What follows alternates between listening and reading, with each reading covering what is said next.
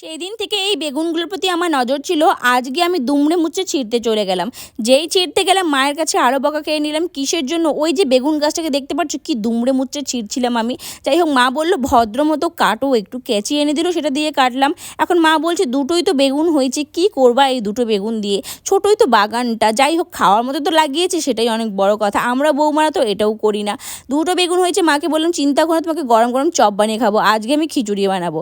তারপর মা বলল যেহেতু খিচুড়ি বানাবা, চপ বানাবা, এক কাজ করো, কলা পাতা নিয়ে যাও, এটা দিয়ে আমাকে চপ বানিয়ে খাওয়াবা। মা খেতে দারুণ ভালোবাসে, আর গরম ভাতের সাথে কিন্তু দারুণ হয়। কারা কারা খেয়েছো অবশ্যই কমেন্টে বলবে। তারপর দিদি বলছে এই মোনা, দুটো বেগুনি তুই নিয়ে নিবি, একটা তো আমাকে দে। আমি বড় দিদি না, তুই তো ভালো মেয়ে। আমি বললাম হ্যাঁ তুমি বড়টা নাও, তুমি বড় বলে কথা, আমি ছোটোটা নিব। দেখো কত ভালো না, আমরা মিলেমিশে থাকি।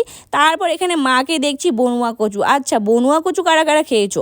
আমাদের রাজবংশীদের মধ্যে কিন্তু ঘরে ঘরে এই কচুর ডালটা হয়ে থাকে, আর খেতে কিন্তু দারুণ হয়। ছোটো মাছের চচ্চড়ি বলো, মানে ছোটো মাছ দিয়ে আর শুটকি মাছ দিয়ে হেব্বি হয় খেতে। একবার ট্রাই করে দেখো, খুব সুন্দর হয়। আর লঙ্কাটা একটু বেশি করে দেবে, নাহলে গলা কিন্তু কুচকুচ করবে। যাই হোক, শাশুড়ি বৌমা এখানে ইয়ার্কি ঠাট্টা করছিলাম। সারাদিন আজকে বাড়িতে আমাদের লাইট ছিল না, আমার মোবাইলে একদম চার্জ ছিল না বলে চলে গেছিলাম দিদি বাড়িতে।